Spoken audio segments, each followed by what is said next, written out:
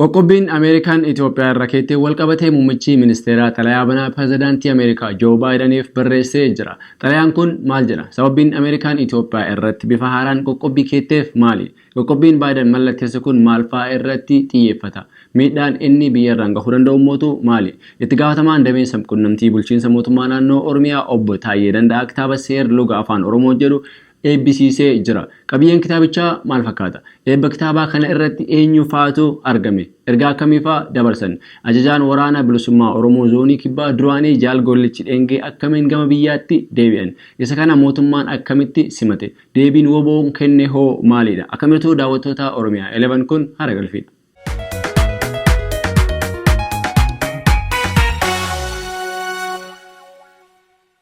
Michummaa waggoota dheeraa Ameerikaa wajjin kan qabdu Itoophiyaan yeroo ammaa kana hariiroon isii laafaa deemaa jira. Isa kana irratti bifa hedduun sagantaa keessatti isin biraan gahaa har'a geenye. Sababbiin waraana kaaba biyyatti gaggeeffamaa jiru walqabatee akeekkachiisa garaagaraa kan Itoophiyaaf kennaa turte Ameerikaan amma gara qoqqobbii garaagaraa irra kaayuuf dirqamtee jirti. What we're hearing from the ground is they hope that this will finally trigger the Ethiopian government into releasing these much needed resources, John. Akeekkachiisa Ameerikaan immiyeef kennaa turte Itoophiyaan Ameerikaan nutti hinaafte jechuu isaanii gama miidiyaa biyyattiin hedduun haasamaa ture. Amma immoo hayyoonni isaanii muraasni miidiyaa irratti bahuun sababbiin Itoophiyaan qoqqobbii jala galaa jirtuuf waan Ameerikaaf abboomuu diddeef yookiin immoo hoggansa gaarii waan qabaatteef jedhu. Biyyi kun karaa kootiin deemaa jedhee murteeffachuu isaatii fi hooggantoota akkasii argachuu isaatiitu kanatti fidee biyya kana kan qoqqobbii kanaaf kan fide kana malee kan biraa miti. Hooggantoonni PP kun hedduu nama bohaarsu garuu dhuguma hawaasni waan isaan jedhan kana ni fudhata jedhanii yaaduu laata? Inni biraammoo Ameerikaan kana gochaa kan jirtuuf tuffii irraa kan ka'eedha jedhu. Tuffiin isaanii baay'ee tuffiin warra Ameerikaa tuffii keessa ba'e kuni aaduma isaaniiti bakka waraana addunyaa duraan jalqabee dur seenaa isaaniitirraa jalqabee kanuma isaan. Ameerikaan uummata isiitiifuu hin taatu. Kana booda Itoophiyaan raayyaa fi milishaa gama Ameerikaa ergitee hawaasa Ameerikaa Baayidan jalaa bilisa baasuuf waan deemtu fakkaata. Isuma qoqqobbii kanaa walqabatee muummichi ministeeraa Itoophiyaas Dr. Abiy xalayaa tokko gama White House ergee ture. Akkuma beekamu Itoophiyaan yeroo baay'ee afaan Ingiliffaan, afaan Faranjiitiin kadhataa afaan Amaariffaan immoo zarraaf jedhu. Garuu xalayaan Abiy barreesse isuma jaalalleen lamaan erga wallolanii waliif barreessan fakkaata. Garuu xalayaa Abiy Baayidaniif barreesse caalaa kan namatti tolu walaloo inni obbo Mallas barreesse. እንድንገነባ መንገድ ያሳየህን በጽናት እንድንቆም ብርታት የሰጠህን የአንድነታችን የህብረታችን አባት የክብራችን መሪ የእምነታችን ፍካት የቃል ኪዳናችን የሕጋችን ፋና ከብረህ ያከበርከን የአብራካችን ጀግና ራእይ ያስጨብጠህ እምነት የጣልክብን ፍቅር ያለበስከን በፍቅር ያሰርከን ብሔር ብሔረሰቦች በምስራቅ በምዕራብ ሰሜን ደቡብ ያለን ከዳር እስከ መሃል በኢትዮጵያ ይሰፈን ድንገት ሳናስበው በሞት ብትለየን በእንባ ብንራጭም ቢበላንም ሐዘን የሰጠህንን ስንቅ አደራህን ይዘን የጠንካራ አገር እምነትህን ጠብቀን ቃልህን እንድንፈጽም ቃል ኪዳን አድሰን ዕድሜህን በሙሉ እጅ እንደነሳህን እኛም በተራችን እጅ እንነሳለን። በታላቅ ትሕትና ምስጋናችንን እንገልጻለን። እጅ እንነሳለን።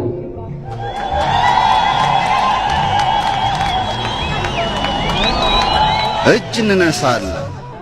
ድህነት እንዳንወርስ የለኮስከው ሻማ ያለበስከን ዕውቀት የትምህርት ሸማ ተስፋ ፈንጥቆልን ሕልማችን ሰምሮልን በሰላም እንድንኖር አገር ረግቶልን ወጣት አንጎላችን በዕውቀት ታንጾ ትኩስ አካላችን ለሥራ ተቀርጾ ስንፍናን አጥፍተን ታታሪነት ለብሰን በአገር ግንባታ ላይ ከፊት ተሰልፈን ድህነትን ሽረን ብልጽግናን ግሰን ውድ አገራችንን ገንብተን ጠብቀን አንተ ያለፍከውን እኛ እንዳናልፈበት በአባታዊ ፍቅር በመሪነት ብቃት መንገድ የተቆምከን የተስፋችን ዋልታ ጽናት ያለበስከን የሕልማችን ጌታ እኛ ወጣቶችህ ሕፃናት ልጆችህ ፈለግህን ይዘን ስንጓዝ ከኋላ ድንገት ስትለየን አለቀስን አነባን ልባችን ተሰብሮ በሐዘን ተጎዳን።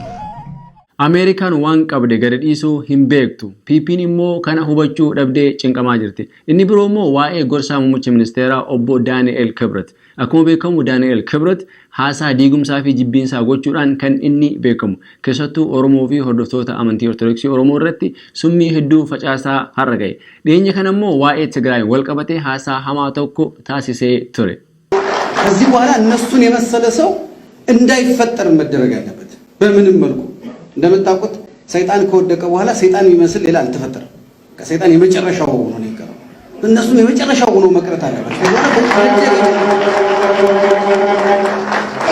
ይሄን ሊደግም የሚችል እንዲህ አይነት አረም ሊያፈራ የሚችል ምንም አይነት መሬት መፈጠር የለበትም እዚች ሀገር። ስለዚህ ሁልጊዜም ቢሆን ለልጆቻችን ከዚህ በኋላ የክፉ ነገር ምሳሌ የማስፈራሪያ ማድረግ ያለብን እነሱን ነው። ከዚህ በፊት ልጆቻችንን እንዲህ ካደረክ ጭራቅ ይበላሃል ብለን ነበር የምናስፈራራቸው። አሁን የጭራቅ ዘመን ማለፍ አለበት። እነሱ ይበሉሃል ብለን ነው መናገር ያለብን። ማስፈራሪያ ነው መሆን ያለባቸው። ሰው እንዳይደግመው እንደነሱ አይነት ሰው ዳግም እንዳይፈጠር እዚች ሀገር እንዳይታሰብ ከመዋቅራዊ ቦታቸው ብቻ አይደለም ማስወገድ ያለብን፣ ከሰው ህሊና ከሰው ልቡና ውስጥ ከታሪክ መዝገብ ውስጥ ነው ተፈቀው መጥፋት ያለባቸው። አብይን ከነፋቱ ጎርሳ ከናፉ ገረጀበኛን ኡመተ እረቲ ተርካንፊ ፍረታ አሜሪካን ሞ ጀቻ ኢሳኒ ከነ በሻን እትነቁዳን በላለፈቴ ጅርቲ ዳንኤል ከነ ቦዳ አካ አርጌ ገድ ነቁን ኢሳ ዋን ኢሰባሱ ኢንፈካቱ ከነ ድረስ ድበተሜ ቱሬ አማስ ሀዮን ኢትዮጵያ አሜሪካን ከን ኢትዮጵያ ራ ቆቆቢ ካያ ጅርቱ ጉድነ ኢትዮጵያ ዲሞክራሲ ኢትዮጵያ ዋን ሂምበርባኔፍ ጀድ አሜሪካን ጉድነ ኬኛ ኢንፌቱ ዲሞክራሲን አከሄደ ጎረቱ ኢንፌቱ akka nagaa godhannu feetu biyyi kun guddaa ta'e akka itti fufu feetu yoo ta'ellee ishii ergamaatti yoo guddannerree ishii ergamaa guddanna malee inni immoo yeroo baay'ee fixa. Biyyi jechi guddina jedhu dirqiidhaan itti gudeedame Itoophiyaa qofa. Kan itti gudeedamaa jirru kan of gaafachuu qaba. Guddina kam kan lammiin beelayaa jiru moo dimokiraasiin immoo isa kam kan hayyuun itti hidhamee dararamu kan beekaan itti ajjeefamu moo jechi demokraasii jedhu Giriik irraa waan dhufeef ummanni Giriik jecha demokraasii jedhu akka Itoophiyaan hin fayyadamne qoqqobbii irra kaayuu qaba. Inni biroo immoo formaanni hayyoonni kun dhimma Ameerikaan irratti kaayan maal fakkaata? Warra jara kanaaf ergaman isaanitti qoricha qotu. Warra jaraaf ergamaniif qoricha qotuun duratti ijoollee keessan biyya alaatti baratan gara biyyaatti galchaa. Isaaf of qopheessuu qabna jechuudha. Ajajaa waraanaa bilisummaa Oromoo zoonii kibbaa duraanii kan ture Jaal Gollichi Dheengee torbee kana keessa gama biyyaatti galee jira. Jaal Dheengeen nama qabsoo Oromoof jecha umrii isaa guutuu laatee loltummaa hanga hoogganaa waraanaa ta'uun tajaajilaa turedha. Haa ta'u malee biyyatti galuu isaan walqabatee miidiyaa Itoophiyaa fi PP'n hedduun dhukkee kaasaa jiru. Ajajaa waraanaa Abaa Shanee zoonii kibbaa fi koree giddu galeessaa Abaa Shanee Gollichi Dheengee karaa nagaan qabsaa'uuf uummatatti dabalame. Gollichi Keeniyaa turus guyyaa har'aa bakka hooggantoonni olaanoo mootummaa fi abbaan gadaa fi jaarsi biyyaa argametti buufata xiyyaaraa idil addunyaa booleetti simannaan taasifameefii jira. Tibba darbee Abaa Shaneen maqaa uummata Oromoon qabsaa'aa ture murna shororkeessaatii PLF waliin nan qabsaa jedhee taanee akka karaa nagaan qabsaa'uuf gara biyyaatti dhufes hime. Nama waggaa sadiif dalagaa malee lafa taa'aa ture akka waan kaleessa dalagaa irraa bu'eetti fakkeessanii dhukkee kaastu. Kana irratti hooggantoota, deeggartootaa fi PP'n hundi injifannoo cirluqaa galmeessitanii jirtu. Hin nyaattaa kootu. Jaal Gollichi nama tokko garuu isin akka waan waraana Oromoo hunda mooratti dachaaftaniitti dhukkee kaasaa jirtu. Akkuma Gollichi biyyatti galee mootummaan propagaandaa ittiin shaqqalachuu eegaleen waraanni bilisummaa Oromoos ibsa tokko baasee ture. Innis waa'ee Gollichaan walqabatee Jaal Gollichi sababa fayyaa irraa kan ka'e itti gaafatamummaa isaa sirnaan waan hin bahiniif waggaa 3 dura aangoo irraa kaafamuu isaa dubbateetiin ture. Sababa fayyaa dhiisii kan biroonis dhaabichi kun kan barbaade baasee kan barbaade shuumuu mirga qaba. Nama sababa fayyaatiif dirree waraanaa gadi lakkisee biyya biroo Keeniyaa seenii achitti wal aanataa jiru akka waan Gollichi walii galtee waraana TDF fi WBO'n mallatteesse mormee gadi dhiisee bahee fakkeessanii hafarsuun kun akkamree PP'n propagaandaattis baay'ee laaftuudha. Waan biroo sojettanii isinii milkaa'uu danda'a ture. Kanaan garuu kuftanii jirtu. Walumaa galatti haala yeroo sobamee jaallan irbuu wajjin seenan gatee galuus aarsaa kanaan dura taasiseef Gollichi uummata biraa galata qaba. PP'n garuu shanee amantanii fuutanii ofitti hin galtanii yoo shaneen kun fayyee yookiin immoo gollichi fayyee dhabama isin godhe shaneen bosona jirtu itti hin gaafatamtu. Kuni hundaafuu ifa ta'uu qaba. Itti gaafatamaan damee sabquunnamtii bulchiinsa mootummaa naannoo Oromiyaa obbo Taayyee Danda'aa kitaaba mata dureen isaa Seerluga Afaan Oromoo jedhu barreessee torban kana keessa eebbisiisee ture. Kitaabni kun iddoo qondaalonni mootummaa durii fi kan ammaa argamanitti kan eebbifame yommuu ta'u, muummichi ministeeraa Halaqaan Taayyee halkanii guyyaa faarsaa oolu garuu irratti hin hirmaanne. Shimeenis hin argamne. Garuu Shimeen yoom kitaaba barreessa? Maaliif kitaaba afaanii barreessa namni yeroo akkanaa kana keessatti jechuu danda'a? Kitaabni kun namoonni baay'een kitaaba siyaasaati jedhee eeguun oolu, ammoo kitaabni kitaaba afaaniiti. Afaan jechuun siyaasa. Afaan jechuun saayinsii. Afaan jechuun seera. Afaan jechuun daldala. Afaan jechuun diinagdeedha, siyaasa, hawaasummaa. Taayyeen kitaabichi waa'ee afaanii ta'uu siyaasaa akka of keessaa qabu kan dubbate yoo ta'u, garuu ammatti kitaabichi siyaasaaf fayyadu kitaaba falaasama daandii jedhamu kan muummichi ministeeraa barreesse akka ta'e dubbatee ture. Kitaabni siyaasaa amma qabu Halaqaan keenya kabajamoo Dr. Abiy Ahmed falaasama jedhamu barreessanii jiranii amma isa hojjetu. Bakka hanqate immoo guuta jira. Kitaabni kun bakka hanqate guutuuf. Ofitti amanamummaan Taayyee kun garuu baay'ee namatti tola. Kaabiroo biroon osoo halaqaa keeti jedhaniini ni aaru. Garuu inni sodaa tokko malee halaqaa keenya jedheetiniin dubbata. Kitaaba kana Taayyeen kan barreesse mana hidhaa keessatti akka ta'e akkasitti dubbata. Kitaabni kun bakka bal'aa irratti miti kan barreeffame. Mana hidhaa baatu keessatti akkuma duratti Natsaannat fi Qaroon jedha. Bakki sun kitaaba itti barreessuu miti, keessattuu guyyaa sana ofiifuu jiraachuun ulfaataa ture. Taayyeen dhuguma kitaabicha mana hidhaa keessa taa'ee barreesse ta'uu danda'a. Garuu hedduu kan nama ajaa'ibu isa aabbo guddaan OPDO obbo Abbaan Duulaa dubbatan kana. Mana hidhaa keessa taa'anii dubbisanii katabuun eenyummaa namaatti agarsiisa. Jettanii aabbo guddaa Taayyeen mana hidhatti akka kitaaba barreessu kan taasise eenyu? Isin miti obbo Abbaa Duulaa. Hunda dura maal jechuudha kun? Isin miti biyya bulchaa kan ture. Garuu nama hidhatti darbanii gaafa inni achitti kitaaba barreessee achii bahee kitaaba eebbisiisu argamuun kun nama hin qaanessu laata? Kaabineen tokko tokko osoo kana dhageette isa hidhatti darbuun akka inni kitaaba barreessuuf yaadameeti jetti. Eebba kitaabaa kana irratti Taayyeen haasaa taasisee ture. Haasaa kana keessattis obboleettii isaa fi haadha manaa isaas galatoomfatee ture. Tajiruu ofii dhiiftee ana wajjin rakkatti obboleettii tiyya maqaa danda'a asitti naa galateeffadha.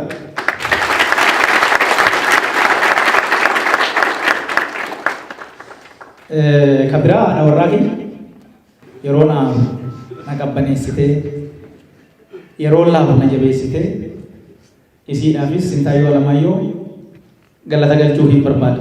Maatii gaafa cinqaa kana nama hojii cinqame yaadatanii boohuun waan nama raajuu miti. Haaluma uumama namaati. Garuu obbo Taayyeen dhuguma hammas garaa laafta yoo taate maatiif yaadda yoo taate maaliif imimmaan ilmaan Oromoo amma mana hidhaa keessa jiranii sitti hin dhagaamne?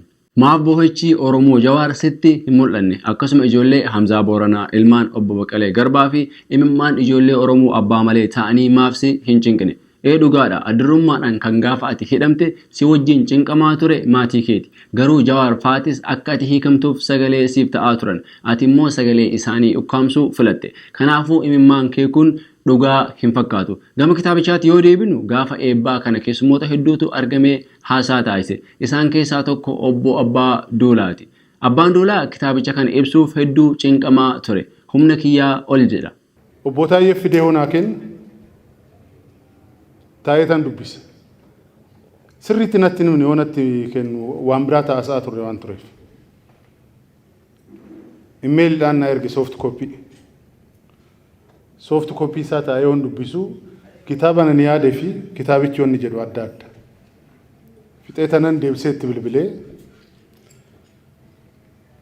dhuguma qalbii guutuudhaan akkas jedhee koomentii tokko hin qabu jedheen yaada asirratti hin qabu. Kun beekumsa kooti oli.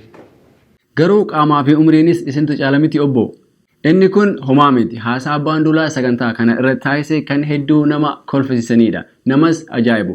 Akkuma beekamu qubee afaan Oromoo kan bocan Muhammad Rashaadii fi Hayilee Fidaa fa'aadha.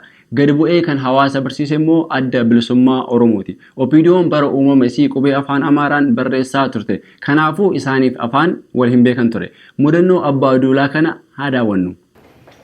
Waa'ee afaan Oromoo kana duubatti deebi'eetan waan tokko isinitti himuu barbaada.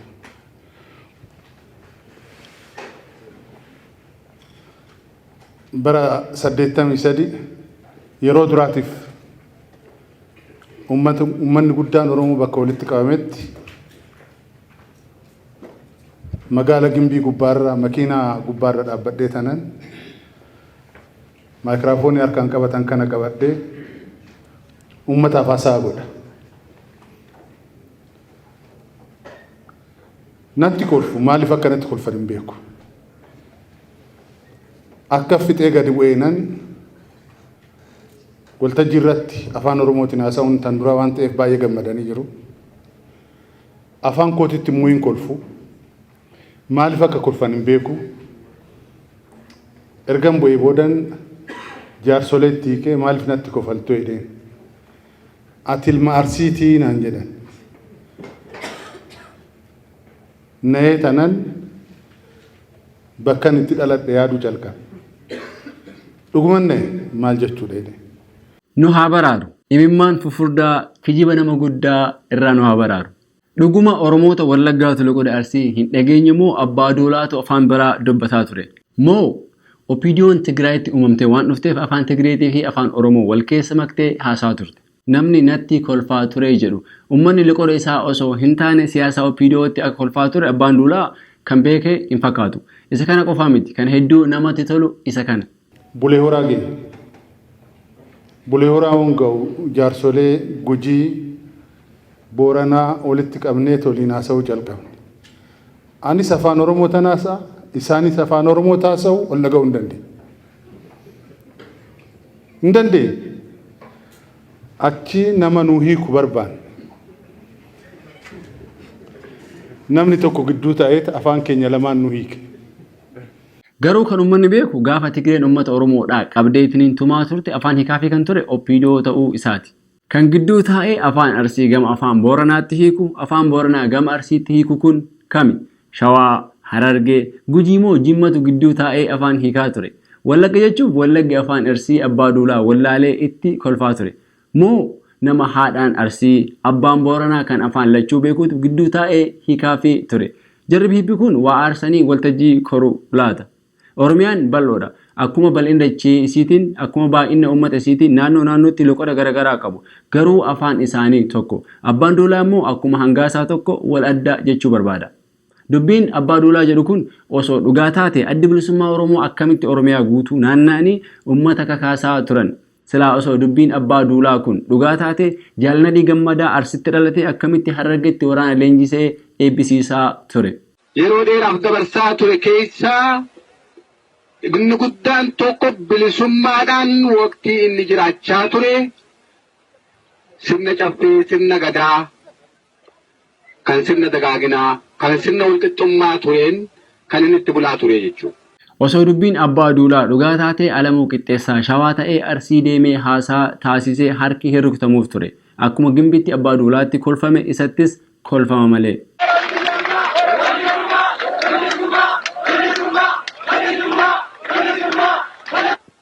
Wanti isinitti dhaamoo jiraate kiristaana, islaama kuni kana jettanii waliin qoodatina bara dhumne sanis warra salaalees warra abbichuus warra giddaas asumatti sabassabnee itti dubbannee tokkummaa walitti isiniinee deemne dubbiin walitti isiniine suni oo hamma oonaatti xuruu ta'ee jiraate eebba isinii kenneen deema. Kanaafuu dubbiin abbaa duulaa kijiba osoo hin taane soba adiidha. Yeroo tokko fakkeessuu danda'u. waan fakkaane garuu fakkeessuun nama qaanisa. Taayyeen kitaaba kana irraa yoo waan biroo dhabe birri jalaa badda san deebisee ittiin shakkaluu danda'a. Qabiyyee kitaabichaa waan hin argineef hedduu irraa haasa'uu hin dandeenyu. Garuu taayyeen akkamitti dhalataa naannoo tokko ta'e akkamitti sirluga Oromoo guutuu bakka bu'u barreesse kan jedhu gaafii nama hundaati. Kitaaba seenaa, asoosamaa fi kanneen biroo barreessuun dhalataa naannoo tokko ta'uu danda'a. Garuu sirluga afaanii barreessuun qo'annoo fi qorannoo Oromiyaa kutaa hundaa irra deemanii taasisu gaafata. Ammoo kitaaba kana yoo laallu kitaaba dhoksaatti barreeffame dhoksaan achi keessaa ba'ee as ga'e kana gaafa laallu seerri afaanii mana hidhaa ta'anii qorannoo tokkoon alatti barreessan maal akka ta'e gaafa kitaabni nu bira gahe argina. Kanatti aansuun immoo haasaa obbo Taayyee Danda'aa eebba kitaabaa irratti taasise isiniif dhiyeessina. Haa hordofnu.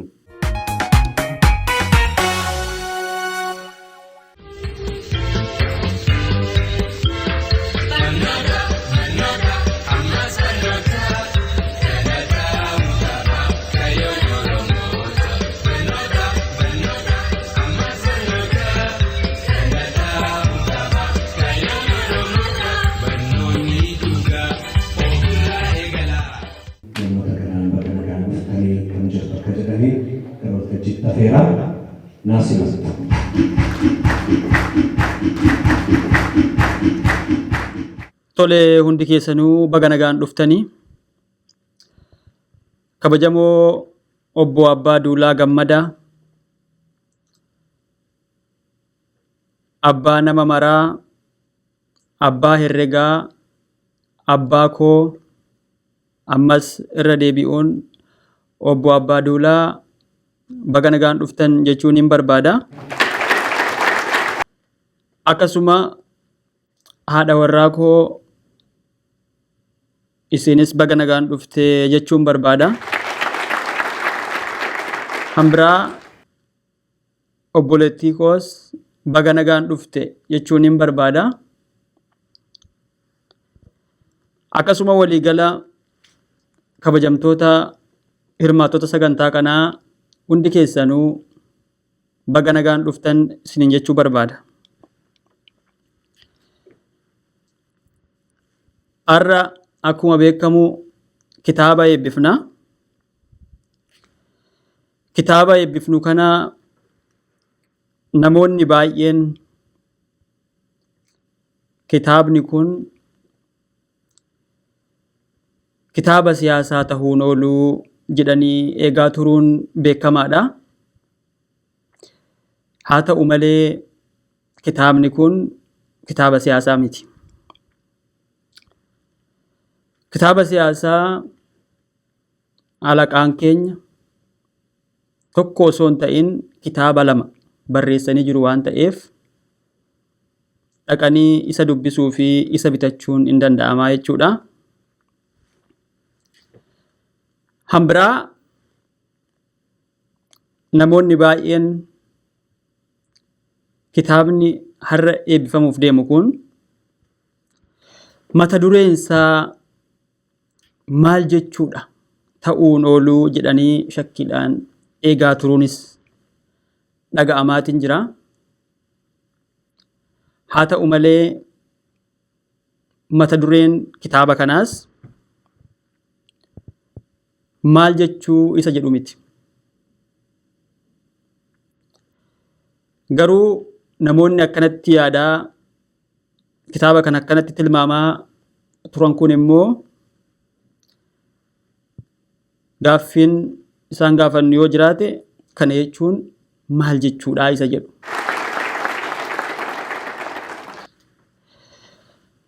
Walumaa gala kitaabni kun rakkoolee garaagaraa afaan Oromoo keessatti argamaa jiran furuudhaaf kan kitaabni kun qophaa'e. Keessumaa afaan Oromoo sirriitti barreessuu, namoonni afaan Oromoo sirnaan barreessaa waan hin jirreef, keessumaa immoo aangawoonni dhaaba keenyaa fi akkasuma deeggartoonni keenya yeroo qubee afaan Oromoo akka malletti rukutan akka malletti miidhaa irraan ga'an argaa jirra waan ta'eef kun haasirratu jechuudhaan kitaaba kana kan barreessine. Isa kanarraa fakkeenya tokko duwwaan isinii kaasuu barbaada. Yeroo baay'ee koomentii irratti nan argaa gaafa waa barreessinee gara fuula feesbuukaatii irratti maxxansinu deeggartoonni ummaan keenya hambadhaadhinaa jechuudha. Yaada nu maxxansine jalatti koomentii obbo Taayyee baga nagaan dhuftan jedhu nuu laachuudhaaf obbo Taayyee baga nagaan dhuftan ogaa jedhan agarra. Kun immoo osoo jecha akkanaa girrisaan faan han jedhu ta'ee innoomaa miti. Garuu gaafa deeggartoonni ummaan keenya waan akkanaa haala kanaan qubee afaan Oromoo qubeessan haa sirratuu, haa qoratamuu, haa ilaalamuu, keessumattuu bifa bilchina qabuun gadi fageenyaan qoratamee kitaabni haa barraa'uu isa jedhurraa ka'uudhaan kana barreessuu dandeenya jechuudha. Hambiraa galii kitaaba kanarraa argamudha.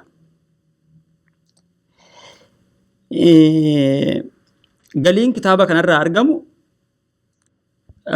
laayibraarii ummataa ittiin ijaaruudhaaf jennee jirra. Haa ta'u malee qarshii muraasa galii kitaaba kanarraa argamu immoo qarshii waggaa 2 dura qarshii miliyoona 2 nu jalaatamuu hundi keessanuu yaadattu jedhee yaada. Isas galii kitaaba kanarraa walitti qabnee qarshii miliyoona 2 san han ittiin deebisnu ta'a jechuudha. Miliyoonuma 2 duwwaadha. Kan achirraa hafu hundasaa laayibraarii ummataatiin kan ijaarru ta'a jechuudha. Kan biraa kitaaba kana barreessuun wanni barbaachiseef seerlugaa afaan Oromoo sirritti namuutuu baratee akka barreessuuf. Seerlugaa gaafa jennu amma fakkeenyaaf 5 haa jennu. Lakkoofsa 5 haa jennu. 5 Oromiyaan bal'aadha. Godinaalee Oromiyaa garaagaraa keessatti namuutuu 5 gaafa jedhan haala garaagaraatiin yaadatu. Har'a Oromoo Jimmatti dhalate tokkoon 5 gaafa jettu mataa isaa keessa kan dhufu 5 gibeeti. Akkasuma Oromoo Muslimaatis 5 gaafa jettuun 5 guyyatti 5 waan sagadamuuf salaata 5 kan jedhu mataa isaa keessa dhufuun hin oolu jechuudha. Kanaaf kan hunda wal simsiisuudhaaf 5 gadaan Oromoo 5 warri gadaan bulus fakkeenyaaf Boorana Gujii dhaqxee 5 kan jettu ta'e sirni gadaa 5 ta'uu hayyaadatu baay'eedha. Odaan Oromoo 5 ta'uus kan yaadatu baay'eedha. Kun hundi rakkoo hin qabu. Odaan 5 ta'uus rakkoo hin qabu. Sirni gadaa 5 ta'uun rakkoo hin qabu. Irratti walii galama. Hansalaatus salaanni 5 ta'uu rakkoo hin qabu. Irratti walii galama. Mootiin 5 gibees rakkoo hin qabu. Irratti walii galama. Garuu han rakkoo ta'e han dhimmi kun hundi isaaf ka'e maalii gaafa jettu Kun hundi hawaasa keenya keessaa yeroo ammaa kana haqamaa wanni hin taane biraa irratti fe'amaa jiraachuu argaa jirra jechuudha. Kana jechuun maal jechuudha? Namoonni tokko tokko shan gaafa jettuun har'a shanee isa jedhu mataa isaanii keessatti shanee inni jedhu mataa isaanii keessatti uumamaa akka jiru argaa jirra. Kun immoo qorannoodhaan waan mirkanaa'edha. Kanaafis hin fayyada jechuudha kitaabni kun. Walumaa gala kitaabni kun qabxiilee gurguddaa 60 of keessaa qaba. Qabxiin 60 keessaa qabxiin tokko kan amma isiniif tuqe isa 5 jedhu kana. Inni kun baay'ee murteessaadha waan ta'eef namuutuu xiinxalee haa laalu jenna. Asitti argamtanii kitaaba kana waliin eebbisuu keessaniif hundi keessanuu galatoomaa isiniin jenna. Garuu osoo hin xumurin dura abbaa duulaa abbaa koo duratti galateeffadheen ture. Seenaa tokko isin yaadachiisa. Kitaaba kana mana hidhaa keessatti caalessa isaa hanan barreesse. Mana hidhaa san keessa gaafa jiru garuu abbaan duulaa dhufanii na gaafachaa turuu isaanii asumaan isinis yaadachiisuu isaanis yaadachiisuun barbaada. Galatoomaa. Egaan daawwattoota Oromiyaa 11 daawwachaa kan turtan hara galfii ture. Sagantaa keenya irratti yeroo qabaattan karaa toora Feesbuukii, Instagiraamii, Tiwiitarii fi Yuutuubii akkasumas karaa toora iimeelii keenya info@oromia11.org nu biraan ga'uu hin dagatinaa isiniin jenna. Hamma torbanitti nama torbanii nu taasisuu jechaa qopheessuudhaan kan isin wajjin ture ani Abdii fi Waahila Kiyya Amiin wajjin ta'uudhaan yeroo gaarii qabaadhaa.